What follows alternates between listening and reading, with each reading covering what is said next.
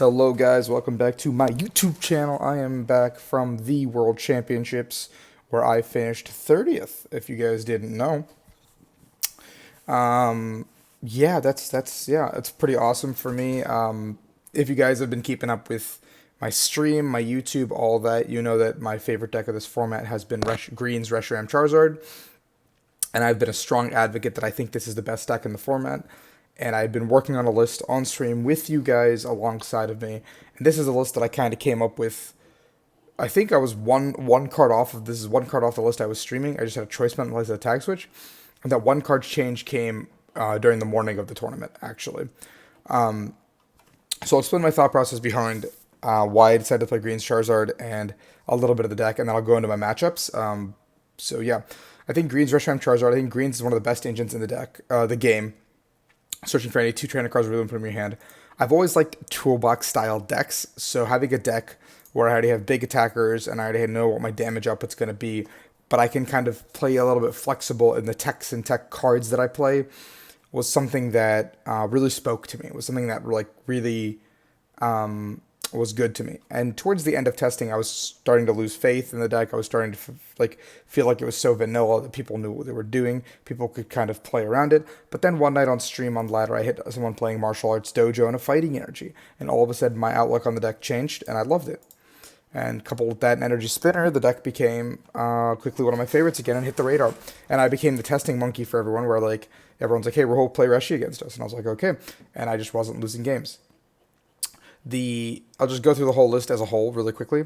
There's 3 Reshi. You could put an EV Lex in, but I don't think it was necessary. I did hit a stall and get bodied, so that's on me. Whatever. There's 4 Volk. There's 4 Acro. There's 2 Cherish because if one is prized, it actually really sucks. There's 4 Custom Catcher because that's just really, really good. Um, it's just like a really good card, and you can like combo off. And usually, if you just pull like 2 to 4 off, you just win the game. So I'm pulling up my matchups as we're talking. There is 1 energy spinner because it gets you the fighting energy, and that's really, really what it's used for. It's kind of just a combo-oriented piece. There's 1 fiery flint. Sometimes I felt like I wanted to, but a lot of the time the 1 spinner, 1 flint split was pretty good because it can get you what it needs in that situation. And a lot of the time after the early part of the game, you're playing out of the discard with your energies as opposed to playing out of your deck. So the flint kind of loses its value past turn 2 or 3. 3 Fire Crystal because, like I said, you're playing out of your discard, and Crystal plus Welder is really good. 2 Great Potion because I think you only need 2 to really deal with Malamar, and otherwise it's not really a good card, in my opinion. I think every other matchup, the math doesn't make sense to play this card that much, and I realized that over the course of the weekend more and more. So that's where I kind of just decided to cut it. And there's 4 mixed herbs. Again, mostly for Malamar, a little bit for Choo Choo. The 90 damage heal wasn't really impactful in a lot of matchups, actually, so I don't really know why I had that many. There's 4 Pokegear. In hindsight, I feel like, yeah, sorry, you could have cut some herbs. But that's hindsight, because I expected more Malamar than there was. And there was like 20-ish Malamar decks in day 2 also, so that's where like the herbs would have come in handy. But there's 4 Pokegear. There's 2 reset stamps, because I think that's really important. Every deck in this format, it just gives me a comeback mechanic at any stage in the game, which I really like. There's 2 switch because it's a really, really good card, and that's the one card, or the one big difference from my list to Blaine Hill's top 4 list. The switch that he didn't play any. There's 1 tag switch. The idea behind this was against Malamar and against like Mir or Pika. I'm probably going to outrage after I flush strike anyway, so I might as well just move the energy to the back, and that would just be better. The other card that I was going to put it in the morning of was a Channeler, because the Channeler would give me a really good Mewtwo matchup in tandem to the plant, because the Channeler means that they can't use their Latios GX attack and have it stick. Yeah. But I mean, I went with the tag switch. Both cards were kind of relatively dead for me over the course of the day, but it's fine. Channeler would have been just as dead, I think. There's 1 Heat Factory, 1 Dojo, which is the big kicker in the mirror. 1 Power Plant. I wish I had 2 sometimes, but not all the time. And there's a Shrine also, because Dojo and Shrine make my Pika round matchup very good. There's 4 Greens, 4 Welder, and 1 Ted on the energy split. So that's where we're at on the deck. Overall, I was pretty happy with the way the deck ran. I didn't have too many games where I just like absolutely uberly bricked. Every game was like I could greens play the game. I was on stream, or one of the games I got judged out of the game more or less. but I still think I should have won that game. I'll explain myself when I get to that round, I guess. So round one, I went up against Dylan Gunn, who made it through day one, and he was playing a Keldeo Bronzong stall deck. And his Keldeo Bronzong stall deck was really cool. I knew about it because I did coach a senior prior to the event who was playing the similar deck and made it through day one already. So I knew Dylan was playing it. I knew the matchup was bad. I knew I had a 2-turn window to make something happen. So game one, I capitalized on my 2-turn window. He won the flip and chose to go second, and I remembered instantly that Bronzor could evolve, and he didn't have the Bronzor or anything. So on my first turn, I did everything. I stamped him, and then he passed without doing anything besides benching a Bronzor with a calm. So I custom catch, I greens for double custom, killed it. And then he passed once again with Lone Keldeo. And then I went 110 on the active because I couldn't kill it on the bench. I didn't have a weld or anything. And then he drew, and then he passed once again, and I killed him for game. So game one was a really quick game where like my stamp stuck, and that was, I took advantage of my window. I got rid of the Bronzor. Game two, I had a similar situation happen where I had the window, and he had one Bronzor left on the board. But then I acrobiked, and my acrobike gave me the custom and the stamp, and I had to discard the stamp without knowing if the other one was in the deck. And then I greens to get the other custom and stamp, and the other stamp was prize, so he had already Stevens resolved. So I had to kill the Bronzor, and then he just went Ditto Bronzor, or no, he went like Bronzor, Bronzor, or something like that, and I was just like, okay. And then he went Stevens again, and then I was like, okay. Kill Keldeo with my power plant in play, and then he went Evolve to Bronzong, Bronzong, and then I scooped to try to go to game three and win, because I knew that, like, I mean, I actually like didn't scoop immediately. I gave it like 10 minutes because he was doing the attach, and then he started attacking into me. And once he started attacking into me, I knew I couldn't win, and he would just win over the course of like 5 or 6 turns. And like I would be doing draw, and I would just be passing. He'd be like draw attack, draw attack, draw attack. So he knew what he was doing, and like I couldn't time or stall him or anything legally at that point in time because game one took like 5 minutes. Game three, the window presented itself once again, and I had the chance. He went Stevens after a stamp and not benched anything, and so I had the fire in hand, and all I needed to do was go get Switch power plant to knock him out with Reshi. And I went greens, looked through my deck on my first search, and I did find the Switch, but I did not find the power plant, and I didn't have, and so I just reset stamped him, I believe, and then I went, just set up my guy again, and then he went Stevens, and then I did not have a way to stamp, and I did not have a way to kill, so he proceeded to just roll me from there, which sucked, but that's the way it is. I had my window, I had a chance in a matchup that I think is 90-10, and I lost my chance, which is fine. So sort of the day 0-1, pretty rough, and then I went up against Kohei Kurita of Japan, playing Pika Judge with Heavy Labs. Game one, he pretty much had nothing. Like he opened to Dene. Oh no, he opened to Ranguru, and he judged. He like just went attach judge, and they looked at his 4 cards, and he said pass. And then, I went first too, so I wilded the active Reshi, and then he like said pass, and I just went attach knockout, and that was the game. And then game two, it came down to I had pretty much everything set up, and he had a Pikarom with 230 on it, and he had the Choo Choo with that I was about to kill.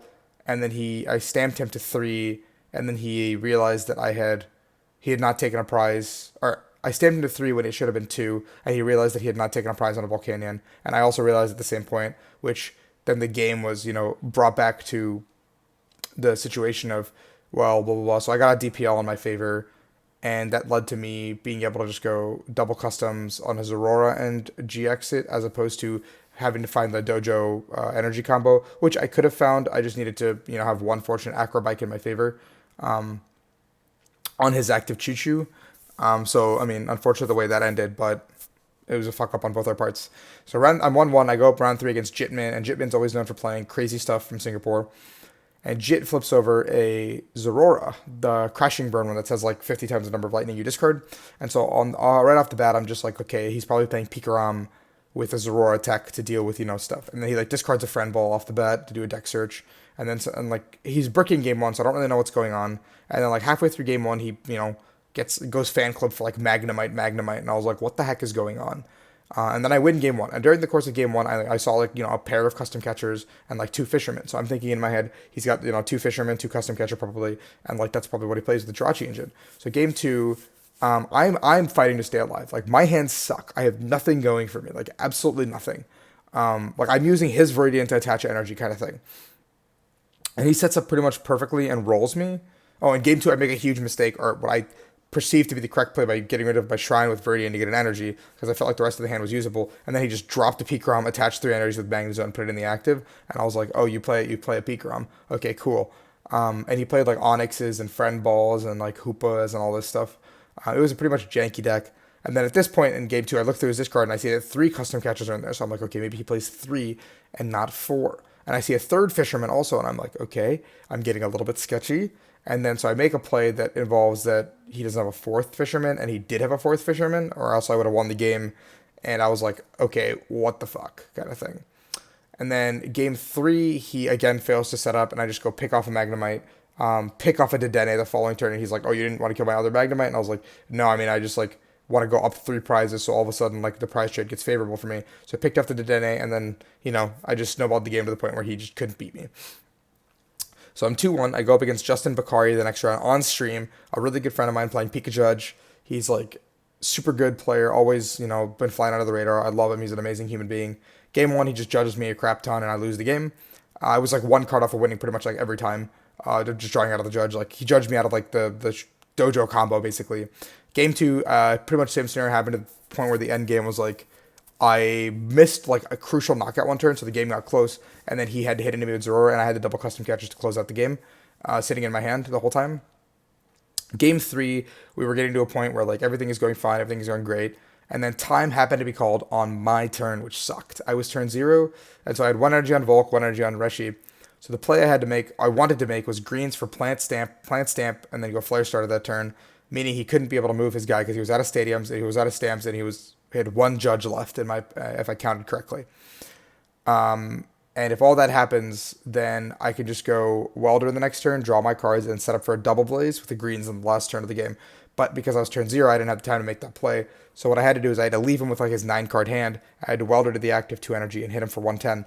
And having the Welder in hand and having one custom but not the other custom in hand, but I would have to draw into it naturally. Which, again, not a good plan, but it's the game plan you need to have if you want to win the tournament. So I knew a tie starting 0-1 would probably knock me out. Seeing that Dylan was already like, 1-1-1-1 or something like that already. So I made that play, and I made the game play to win the game, but he had double custom E-Power in hand, and I was like, yeah, you got it. I mean, it is what it is, and I played to win, and so I'm not too disappointed by what I did. So now I'm at 2-2. And so round 5, I go up against Seungmo Byeon of Korea, and he is playing Ability Zard. Game 1, he like opens terribly, and I like get off to a super early like lead. I went second. I flare started, all the good stuff. And he like eventually started setting up, but like he took like one Heatran knockout, but then it was just like too late to like do anything because I already set up 2 Reshis. Game 2 was DM2 is about the same, and like he opened Heatran, and I think he only played one Heatran, and I turn 1 just chose to double blaze it because I had the means to do so, and then I did that, and then he like set up a Reshi, and I was setting up 2 Reshis slowly, so I like killed a Jirachi next turn, and then like he came up and like did the 6 energy double blaze, and then I went like double custom, or like I put up Volcanion and just like continued to accelerate energy out of the bench, and then he killed my Volcanion, and then I had the dojo combo to win the game, and then he gave me like a high five, and he was like smiling about it, good sport.